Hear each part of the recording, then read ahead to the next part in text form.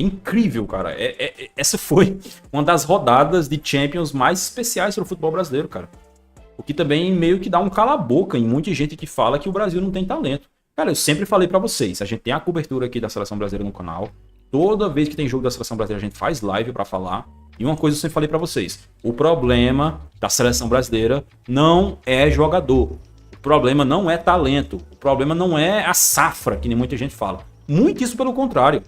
O Brasil, ele já tem um 11 muito bom. Eu acho que o que você pode dizer ali que tá faltando de repente é um surgimento de grandes laterais, de repente o treinador da Seleção Brasileira começar a aproveitar melhor a nossa parte defensiva, ao invés de ficar insistindo em jogadores velhos que não rendem mais nada na Seleção Brasileira, né, Dorival?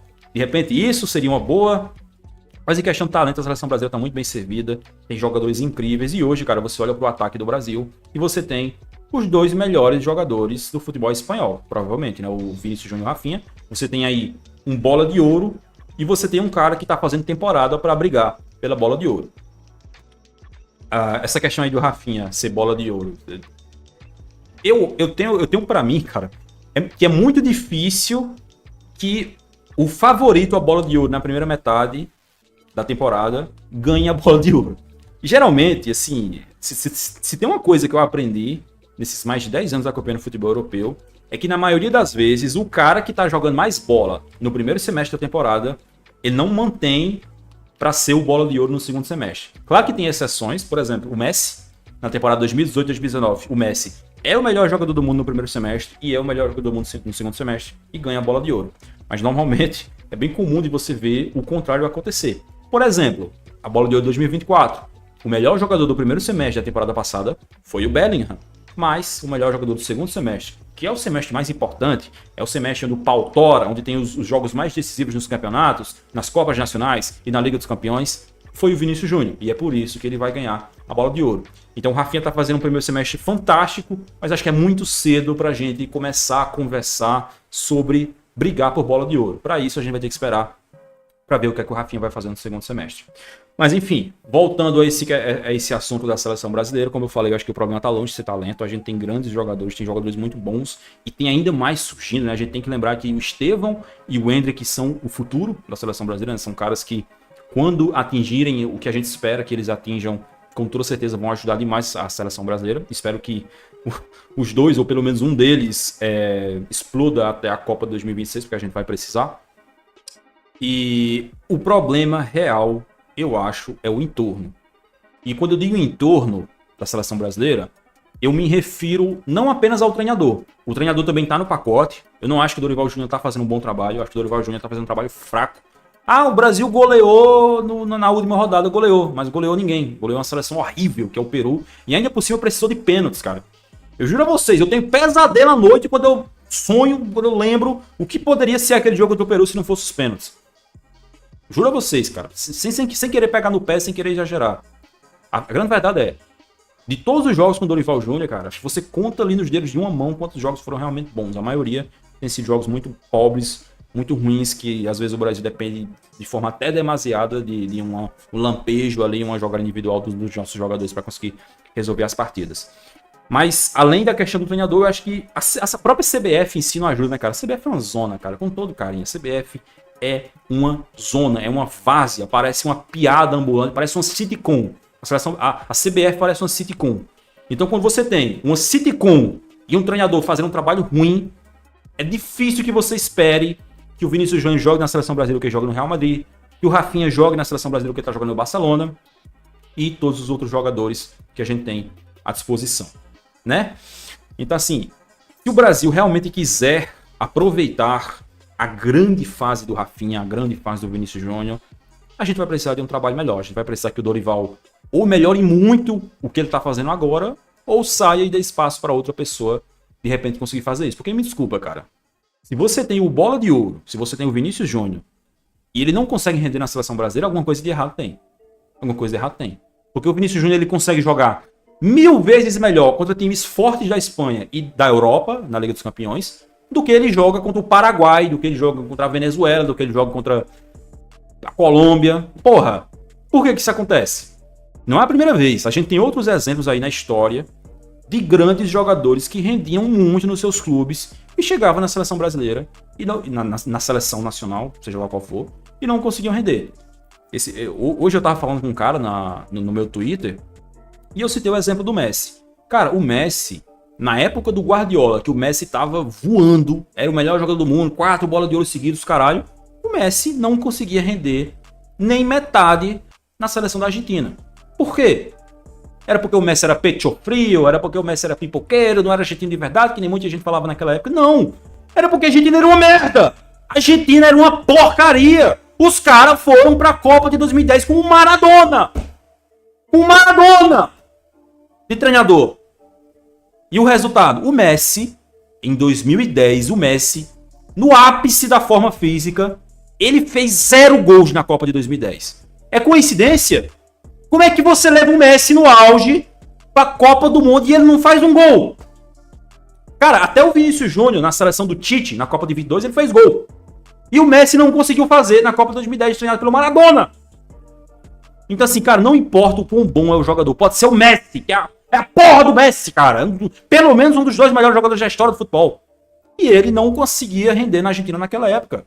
Ele veio começar a render, a corresponder na seleção da Argentina, quando as coisas começaram a se organizar um pouco com o Sabeja. Teve aquele momento ali muito bom com o Tata Martino. Depois, de novo, o Messi passou por perrengues na seleção brasileira na época do Jorge Sampaoli, que era uma zona total. E aí, quando a Argentina finalmente se organizou, finalmente conseguiu montar um bom ambiente, tanto no coletivo quanto na questão psicológica em torno do Messi, o que aconteceu? Copa América 2021, Copa do Mundo 2022, Messi monstruoso, ganhou tudo pela Argentina, fez a Copa do Mundo fantástica que fez. Então assim, por que o Vinícius Júnior chega na seleção brasileira e não consegue fazer isso? É muito fácil você apontar o dedo e falar, não, ele é pipoqueiro, botou a camisa da seleção brasileira, acabou. Às vezes eu brinco, mas não é isso, cara. Não pode ser isso. Não pode ser. Quem tá lá, quem tá trabalhando na Comissão Técnica do Brasil, precisa entender a forma que o Vinícius Júnior joga no Real Madrid e replicar isso na seleção brasileira. Porque grandes treinadores fazem isso. O Deschamps, que é um cara que muita gente aponta o dedo pra falar que não é bom treinador, que não sei o que dá sorte. Por que o Deschamps tem tanto sucesso na seleção francesa? Por que ele consegue ir bem? Porque o Deschamps ele faz uma coisa muito simples. Ele pega os jogadores e escala eles, coloca eles para fazer exatamente a mesma função que eles fazem nos clubes, ou então pelo menos algo muito parecido. Ele acomoda os jogadores.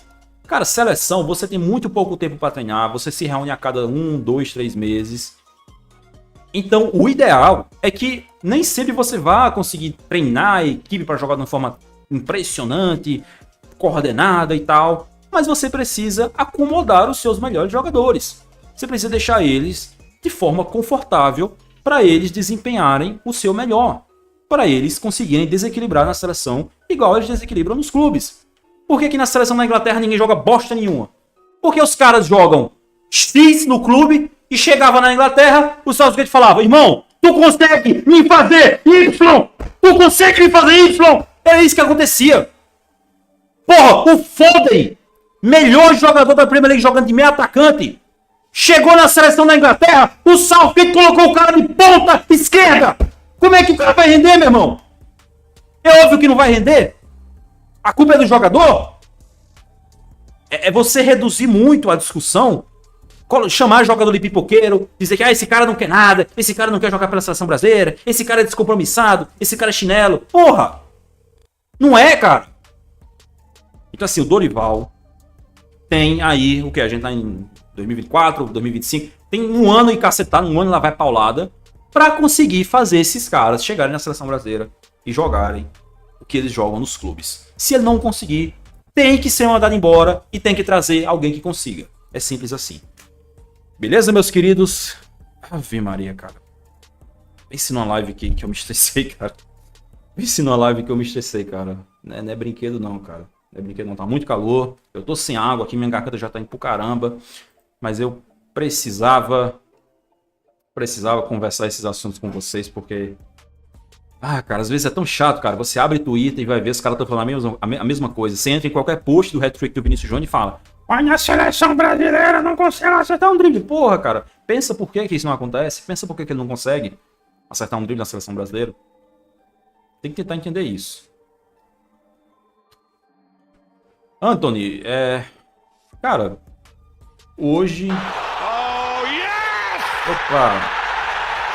Marquinhos mandou superchat. Calma, Yuri. Valeu, meu querido. Obrigado pelo superchat, pela presença na live. Tamo junto. Cara, sinceramente, se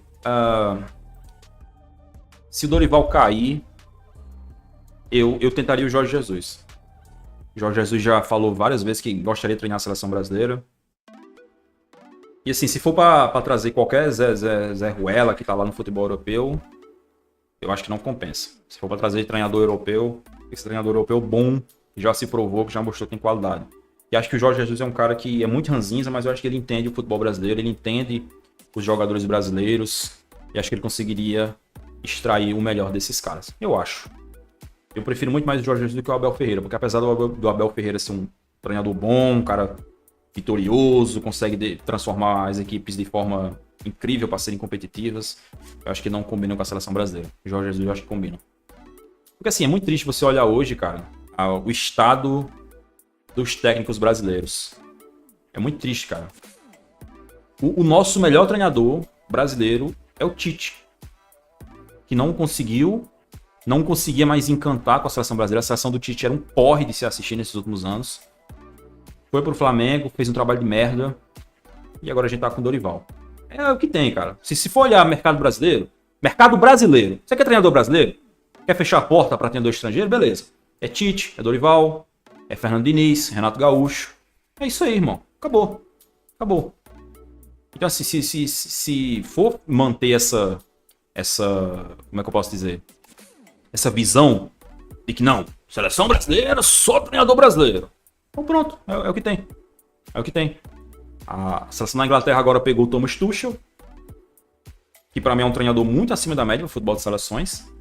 E eu tenho certeza que ele vai conseguir melhorar muito a Inglaterra.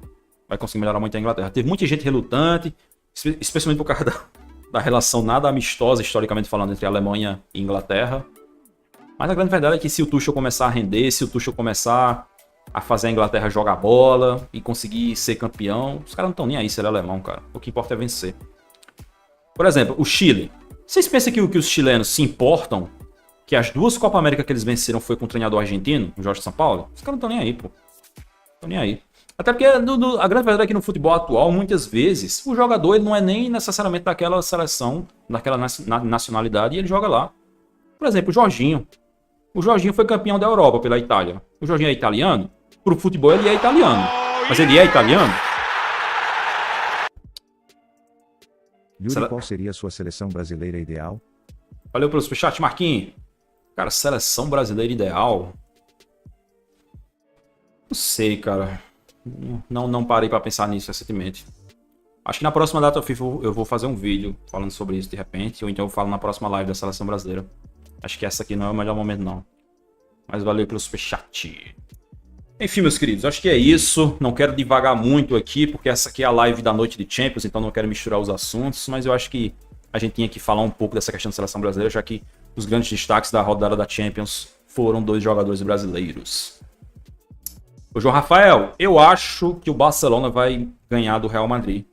E até com facilidade. Eu acho que vai ser uns 3-0 pro Barcelona.